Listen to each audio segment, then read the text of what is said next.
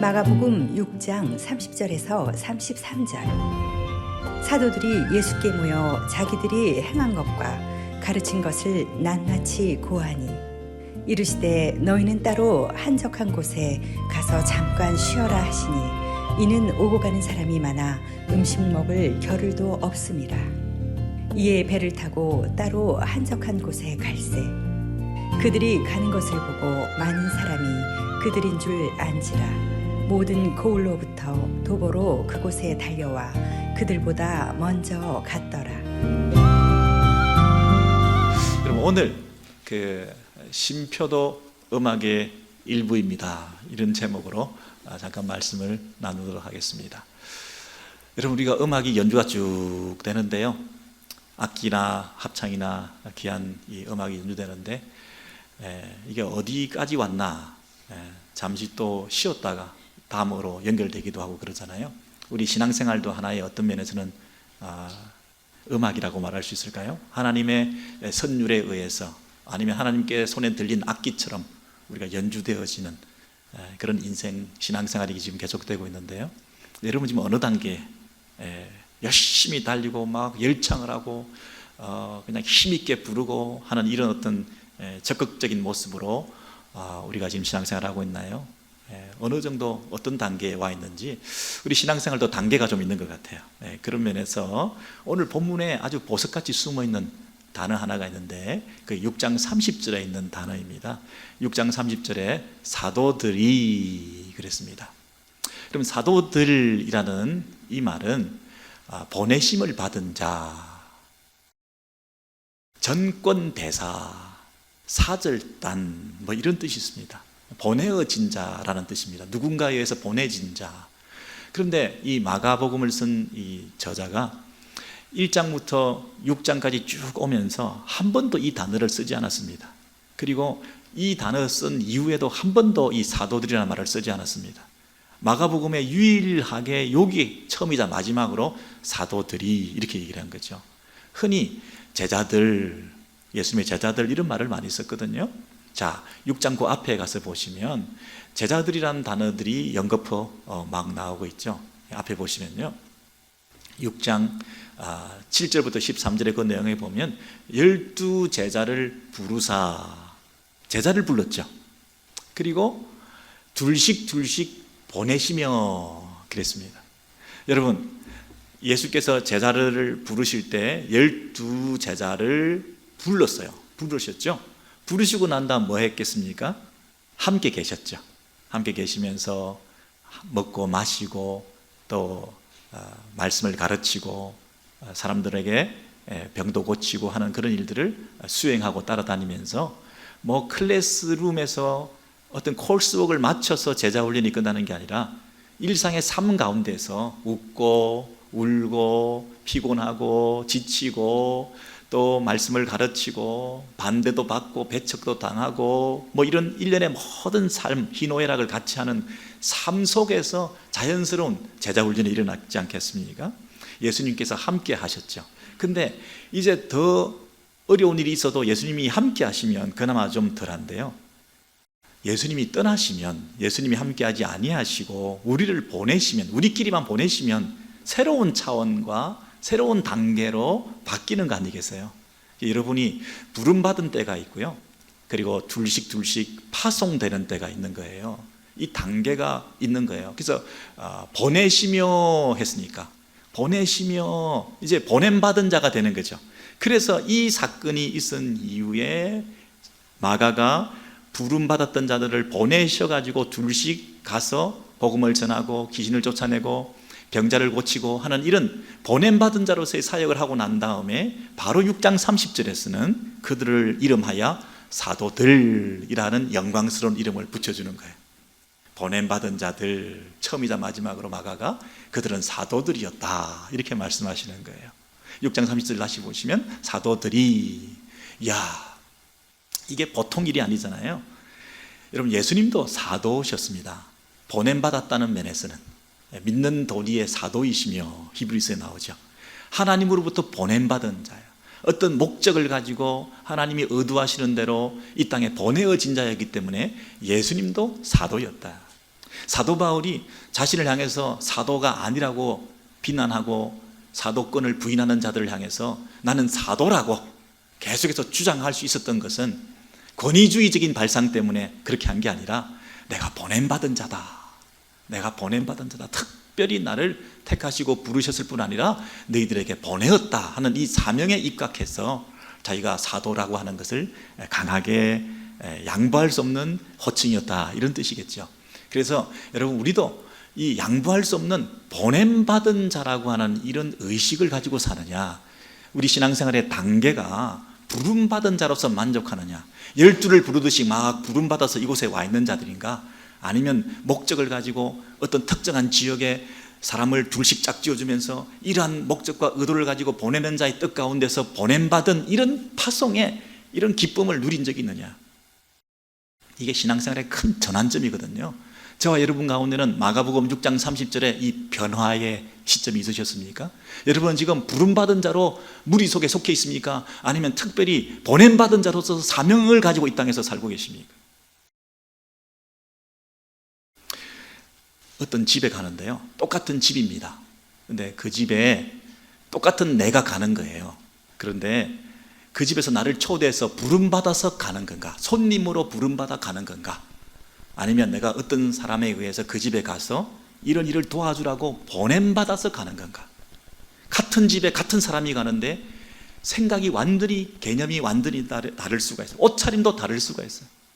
어떤 사람이 그 집에 부름받아 초대받아서 가면 가자마자 집을 이렇게 두리번 살피겠죠. 위아래로 훑어보고 이 집이 뭔가, 여기가 좀 부족하구만, 여기는 뭐 청소도 안 됐네, 그러지 않겠어요? 부름받아 손님으로 갔으니까 음식이 나오면 맛이 어떠네, 뭐 이러지 않겠냐고요. 근데 만약에 보냄받은 자로 그곳에, 그 집에 가서 도와주기 위해서, 섬기기 위해서 간 사람이 있다고 한다면 약점과 흠과 틈이 보이고 부족한 게 보이고 이상한 게 있으면 빨리 손님 오기 전에 치우고, 손님을 위해서 더 서브하고 그 연약한 걸 메우기 위해서, 그 약한 부분을 내가 도와주기 위해서, 저것 때문에 나를 여기 보내셨구나, 이 자세가 완전히 다를 거 아니겠냐고요. 여러분 교회에 왔어요. 여러분이 지금 부름받은 자로 초대되어서 내가 이 교회에 와줬다 이러면 뭐 보는 것마다 뭐 이상하고 불편하고, 옛날에는 다른 데 있을 때는 안 그랬는데 이 집은, 이 교회는 뭐 이러고 뭐 이러면서 뭐 흠이 보이고 그거를 우리가 지적해주고 요건 문제네 이렇게 얘기를 해주고 싶을 거 아니에요. 그게 또 내 불평과 불만의 이유가 될 거 아니겠어요. 늘 불편해, 늘 불만스러워. 근데요, 내가 파송되었다, 하나님께서 이곳에 보내주셨다, 그런 의식을 가지면 어떤 마음이 들까요? 저 부분 때문에 하나님 나를 보내셨구나, 저것을 내가 메우고 저 부분을 내가 도우고 저 일을 위해서 내가 힘을 발휘해서 시간을 바치고 물질을 쓰고 마음을 쏟아서 그것을 메우고 돕고 세우는 일에 내가 쓰임받아야지. 그것이 내 보람의 이유고, 내가 그 일을 함으로써 기쁨을 얻게 되고 사명을 감당함으로써 하나님 앞에 쓰임받은 즐거움이 있고, 이런 거잖아요. 이게 도대체 불만과 불평의 끌이냐, 아니면 보람의, 기쁨의, 섬김의, 사랑의 대상이냐, 이게 엄청난 차이거든요. 이게 내 마음 하나 바뀌면, 이게 6장 30절이 여러분에게 임했느냐 안 임했느냐, 내가 부름받은 자로 손님으로 아웃사이드로 와 있느냐, 아니면 내가 코어 그룹, 메인 그룹으로 들어가서 열심히 교회의 주인의식을 가지고 섬기느냐, 이게 엄청난 차이거든요. 여러분 지금 어떤 태도로 교회를 섬기고 있습니까? 어떤 부부가 아침에 출근을 하는데 문 앞에서 항상 이런 얘기를 주고받는다 그래요. 남편이 이제 출근을 합니다. 직장을 향해서 출근하는데 아내가 뭐라고 얘기를 하냐면, 남 선교사님 잘 다녀오십시오, 잘 다녀오십시오. 그랬더니 그 남편이 아내에게 여선교사님 안녕히 계십시오 이러더라는 거예요. 아니 저 사람들이 무슨 짓을 하느냐 알고 봤더니 서로 파송하는 거예요. 직장에 돈 벌러 가고 먹는 것 해결하기 위해서 가는 게 아니라 샌딩하는 거예요. 파송되어서 그곳에서 섬기라고. 집에 있는 가정선교사는 그냥 뭐 집에서 허드렛 일을 하고 할 수 없이 이곳에 있는 게 아니라 집안일을 돕고 자녀들을 세우고 남편을 위해서 애를 쓰고 하는 일이 보냄받은 자로서 사명을 가지고 한다는 거예요. 그러니 이 생각이 얼마나 다른 거예요. 하루를 살아도 내가 보냄받은 자로서, 보내신 자가 서로를 축복하면서 기도하면서 그렇게 선교를, 하루 사명을 감당하는 거하고 그냥 억지로 할 수 없이 그냥 직장 갔다가 할 수 없이 그냥 가정에서 힘든 일을 하고 뭐 이러는 거하고는 차원이 다른 얘기 아니겠냐고요. 남편이 아내를 섬길 때 내 선교지가 아내다. 나는 선교지를 떠나지 않을 거야. 평생 내 이 선교지를 지킬 거야.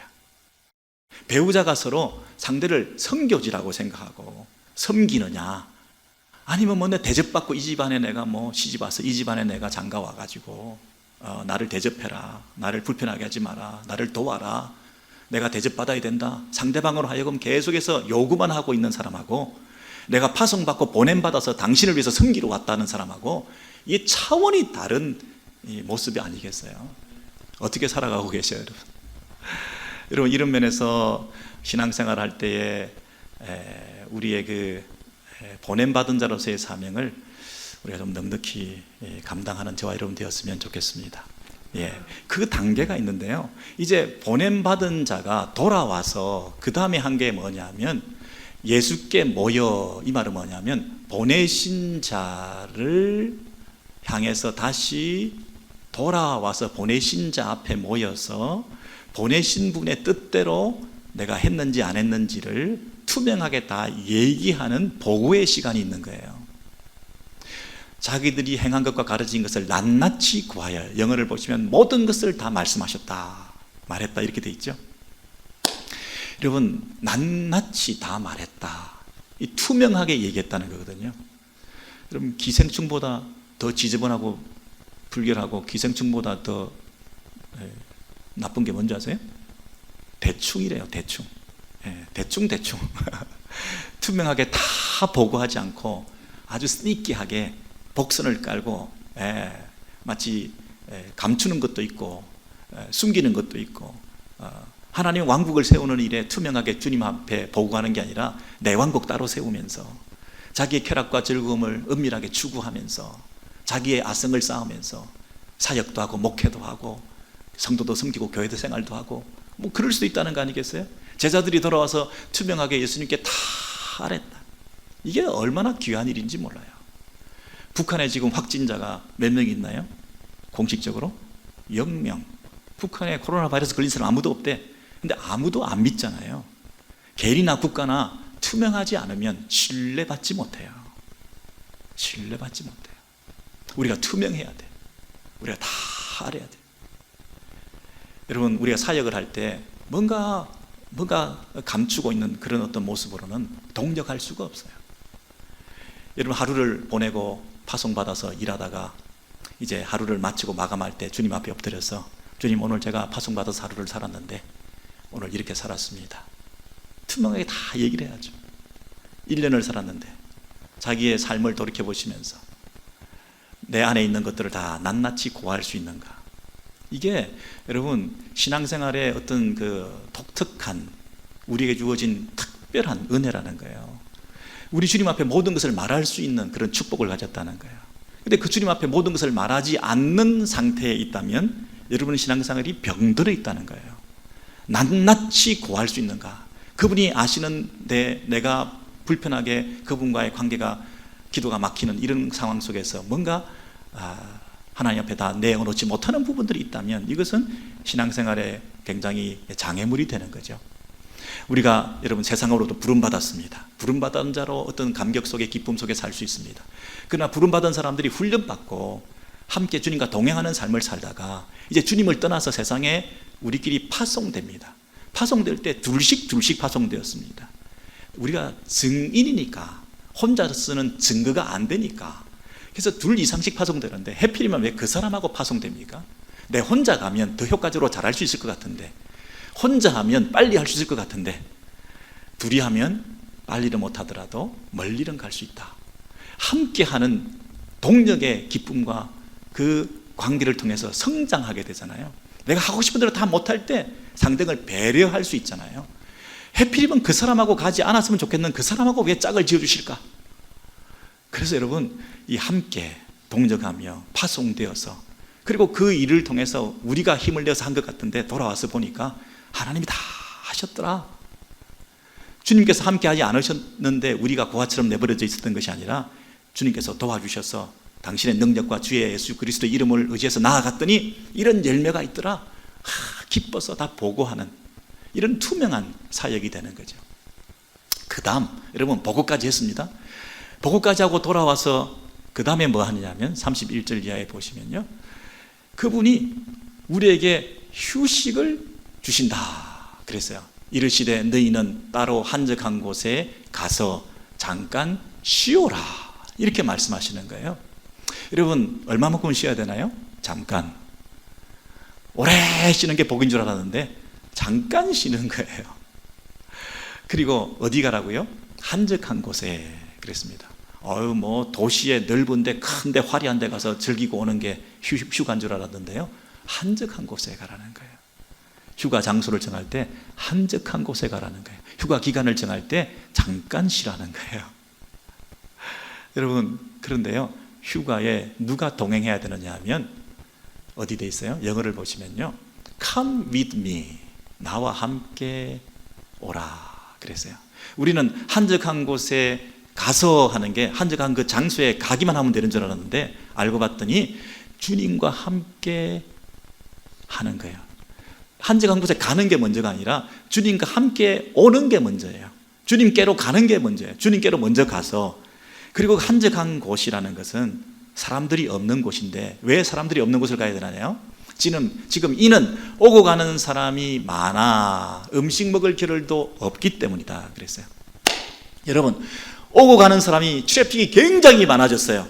그리고 음식 먹을 겨를도 없어, 너무 바빠. 이 얘기는 뭐예요? 이 제자들이 떴다는 거예요. 대박이라는 거예요. 이 사도로 파송되어서 6팀이 둘씩 짝져 갔을 거 아닙니까? 대단한 일들이 벌어진 거예요. 보고를 하는데 어쩌면 서로 경쟁이 붙었는지도 모르겠어요. 야, 너희 팀은 잘했냐? 야, 우리도 그런 일이 있었어. 고고? 우리는 더 잘했다니까. 막 보고를 하는데 이 A팀이 간 거에 대해서 질투하고 경쟁하면서 우리는 더 큰 일을 했다 얘기하고 싶었을 것이고, 우월감을 드러내고 싶었을 수도 있을 것이고, 6팀 중에 최고 트로피를 받으려고 마음을 먹었던, 칭찬받으려고 했던 사람도 있을 것이고, 여러분 뭐 다양한 어떤 보고를 내용을 하면서 이들 속에 어떤 생각이 들었을까요? 경쟁 심리도 있었을 것 같아요. 시기심도 있었을 것 같아요. 그리고 우월감도 싹 텄을지 모르겠어요. 그리고 성공했다는 이런 자만심에 빠졌을 수도 있을 것 같아요. 여러분 성공이 주는 아주 맹점이 뭔지 아세요? 첫째는 관성이에요. 성공하고 나면 똑같이 하면 성공하는 줄 알아요. 관성적으로 우리가 빠지기가 쉬워요. 성공하고 나면 자만심에 빠지기가 쉬워요. 내가 이렇게 했어. 네. 성공하고 나면 예민해져요. 내가 성공했는데 누가 감히 함부로 말해. 과잉하게 되고 아주 예민한 모습을 가지고 누가 뭐라 그러는 것을 받아들일 수가 없어. 그리고 칭찬해주고 잘했다 그러고 박수 쳐주고 대단하다 그러면 그게 즐거워. 내 성공 사례에 대해서 상대방이, 주변 사람들이 막 기뻐해주고 대단하다 그러면 그게 아주 자기를 도취하게 만들고 기분이 좋은 거예요. 그 외의 말은 받아들이려고 하지 않아요. 이런 사람 주변에는 아첨하고 칭찬해주고 이런 것만 하면 다른 일 안 해도 월급 받을 수 있는 사람들이 있을 수 있어요. 계속 잘했다 그러고 비만 맞춰주고 이렇게만 해도 되는 거예요. 그 외의 말은 받아들이지 못하는 폐쇄성을 가지게 돼요. 네, 폐쇄적이죠. 과잉 반응하죠. 자만심 가지죠. 그리고 관성해져서 살게 되죠. 이게 성공한 사람들의 특징일 수가 있어요. 그래서 성공의 적은 성공이다 그랬어요.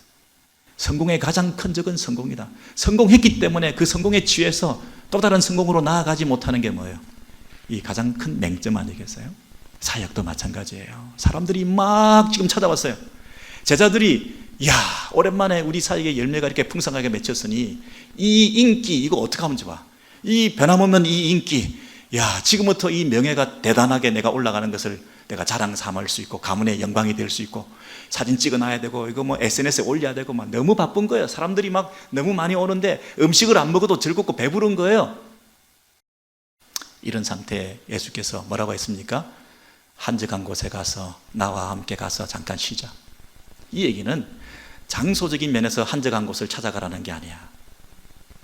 사람들이 없는 곳을 찾아가라는 얘기는 모든 사람들이 없이 나 혼자 있는 곳을 찾아가라는 얘기가 아니야.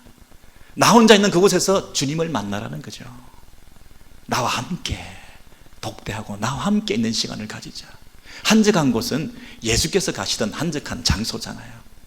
한적한 곳에 가셔서 많은 무리들이 따라와서 예수를 임금 삼고자 할 때에 예수께서 한적한 곳에 가서 따로 기도하셨다. 너희들도 그게 필요한 시점 아니겠냐? 실적주의, 성과주의, 성공주의, 업적주의, 자기도취, 여기에 빠져있는 너희들, 세상 인기 명예에 쩔어서 지금 그것으로 즐겨하고 있는 너의 내면을 내가 살피니까 지금 정리할 때도 한번 튜닝할 때가 있다. 한번 조율하자. 초심으로 돌아와라. 너 어디까지 갔는지 아냐? 너 한참 멀리 갔어. 이리 와, 이리 와, 이리 와. 그 잠깐의 시간이 필요하다는 거죠. 여러분, 지금 우리 코로나 사태로 예배를 쉬어라. 모이지 마라. 성경 공부 중단해라. 여러분, 이 음성을 들을 때 어떤 생각을 하시나요?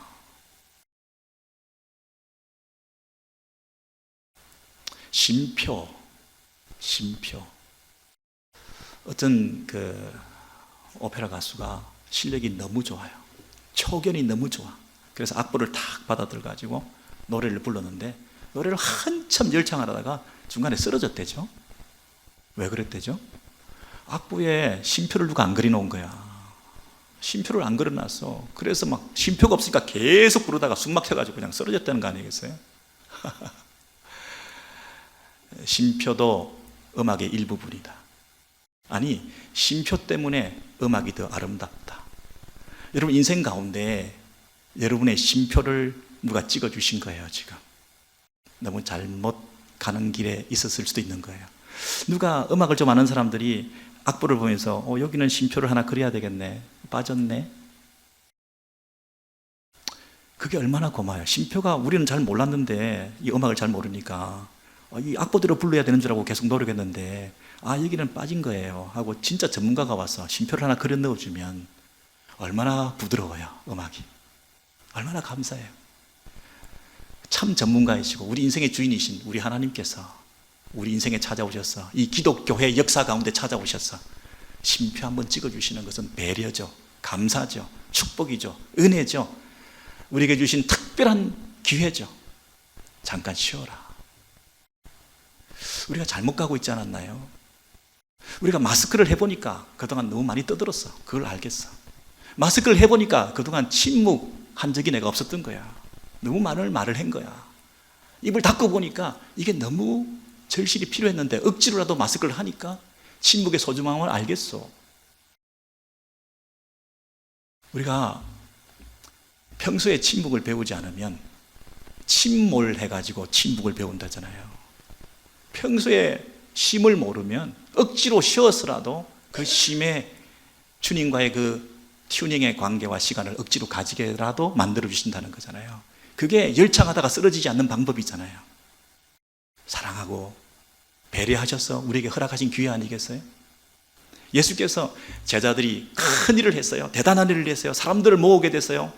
행사를 벌였는데, 이벤트를 벌였는데 엄청난 사람들이 모았어요. 이거 성공한 거죠. 주님은 그 제자들의 업적주의나 성공과 일에 관심이 있었던 게 아니라 제자들의 마음에 관심이 있었던 거죠.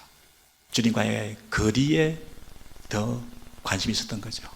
사람들 속에 있는 그들을 떼어내어서 주님과 특별한 관계를 가지기 위해서 그의 신앙과 내면을 살피시면서 배려하신 거죠. 저와 여러분 가운데 이 배려하시는 주님의 손길과 또 음성을 들으시고 우리의 음악과 연주가 이번의 쉼표를 통해서 이후에 더 연주가 화려하고 아름답게 잘 마무리되어지기를 주의 이름으로 축원합니다.